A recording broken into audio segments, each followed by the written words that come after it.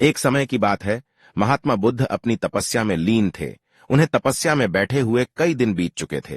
तभी एक शिकारी उस रास्ते जा रहा था। उस शिकारी ने महात्मा बुद्ध को पहचान लिया।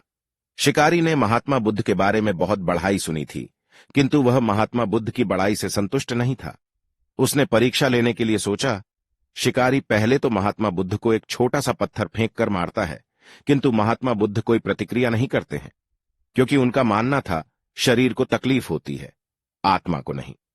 अतः शिकारी द्वारा फेंके गए पत्थर के कारण शरीर को कष्ट हुआ, किंतु आत्मा को नहीं। शिकारी कुछ समय सोचता रहा, महात्मा बुद्ध कुछ प्रतिक्रिया करेंगे, किंतु महात्मा बुद्ध अपनी तपस्या में लीन थे।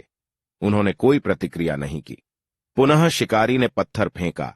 वह पत्थर महात्मा बुद्ध के आंखों के ऊपर लगा और उस जगह से खून बहने लगा।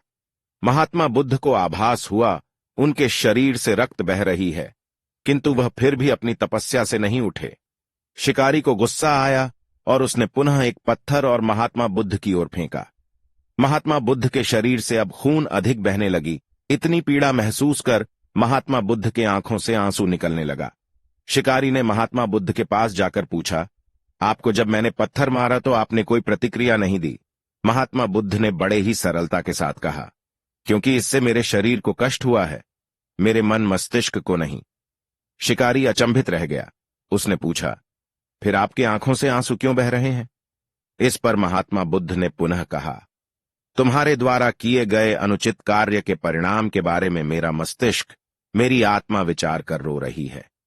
तुमने इतना बड़ा पाप किया है, तुम्हें कैसी सजा मिलेगी? बुद्ध की बातों को सुनकर शिकारी महात्मा बुद्ध के चरणों में नतमस्तक हुआ और उनसे क्षमा याचना की। महात्मा बुद्ध क्षमाशील व्यक्ति थे।